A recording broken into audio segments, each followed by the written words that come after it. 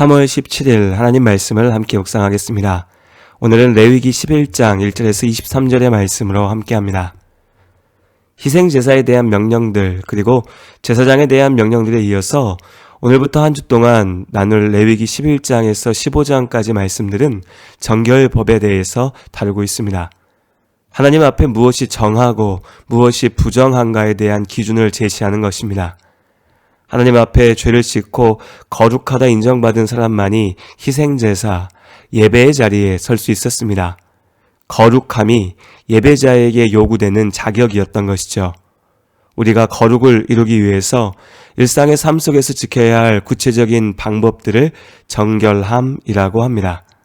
그리고 오늘 정결법에 대한 말씀들을 나누면서 우리는 다시 한번 레위기의 어려운 벽에 부딪힙니다.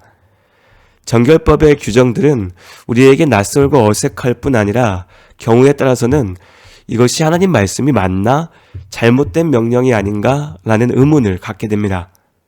여러모로 레위기의 명령들을 완전하게 이해하는 것은 쉬운 일이 아닙니다.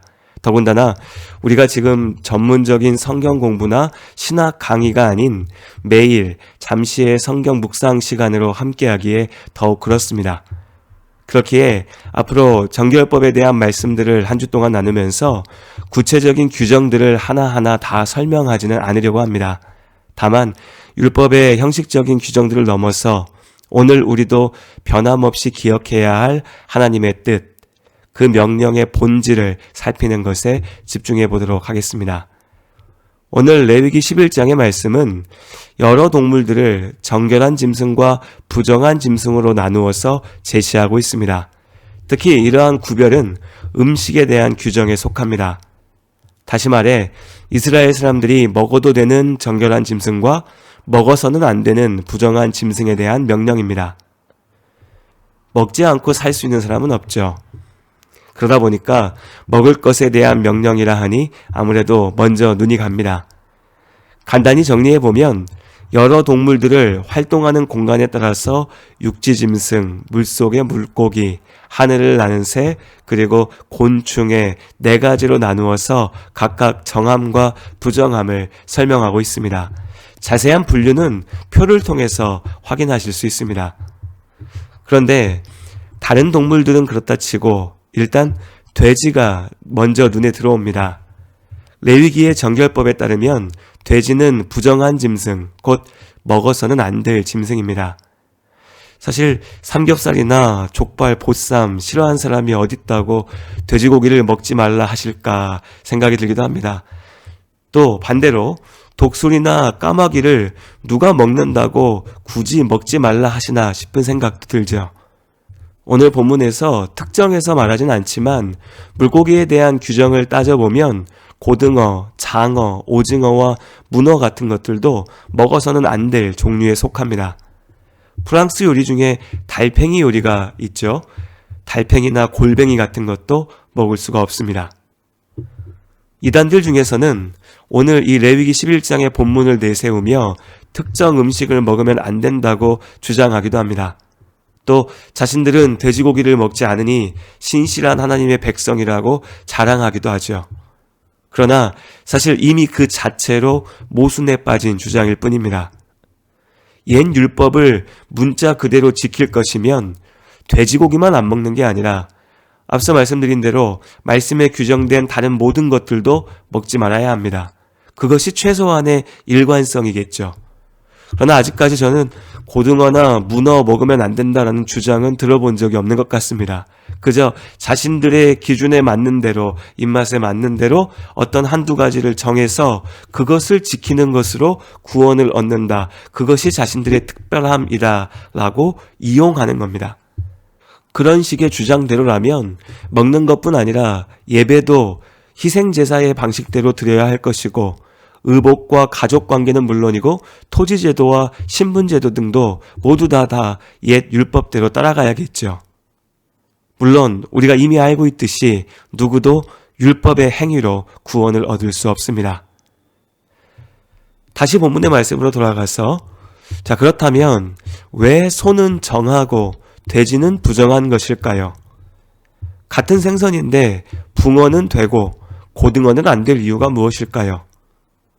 오늘 음식에 대한 정결 규례뿐 아니라 다양한 분야에서 정함과 부정함에 대해 말하고 있기 때문에 한 가지 이유만으로 다 설명하기는 어렵습니다.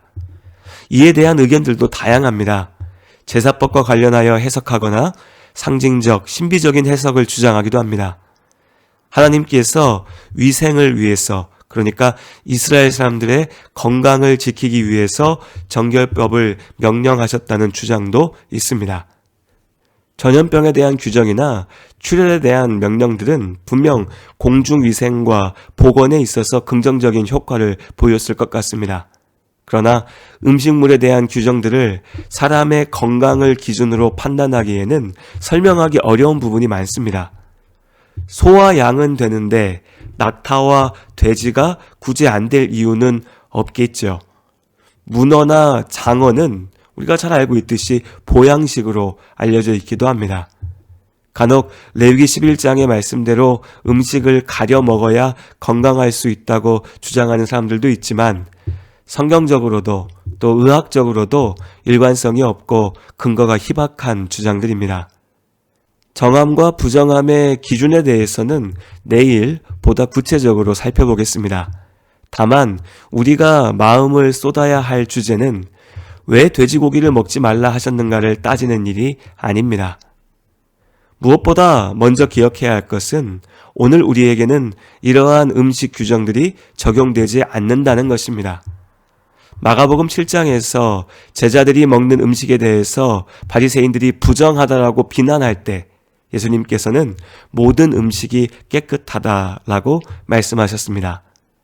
또한 성령의 인도를 따라 이방인인 고넬료의 집을 방문했던 베드로는 환상 가운데 유대인들이 부정하다 먹지 않았던 음식들을 하나님께서 내가 깨끗하게 하였으니 먹으라 하시는 명령을 받았습니다.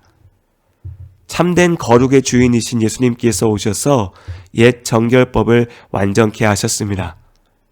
생명의 성령의 법으로 사는 우리는 레위기의 음식 규정에 제한을 받지 않습니다.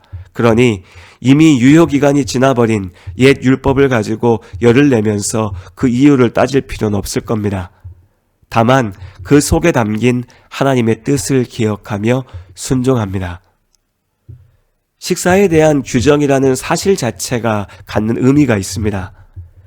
누구라도 먹지 않으면 살 수 없죠. 음식을 먹는다는 것은 곧 생명을 지키는 것입니다. 먹는 음식에 대한 정결의 규정들은 우리의 생명을 지키기 위해서 하나님 앞에 날마다 정결해야 한다는 것을 보여줍니다. 보통 약을 처방할 때 식사하시고 30분 있다 드세요 라고 말하죠. 그 말을 들으면 우리는 꼭 밥을 먹고 나서 약을 먹어야 되나 보다 라고 생각할 수 있지만 사실 대부분의 경우에는 약 먹기 전에 꼭 무언가를 먹어야 해서 그렇게 말하는 것이 아닙니다. 시간을 지켜서 규칙적으로 약을 복용하라는 것이죠.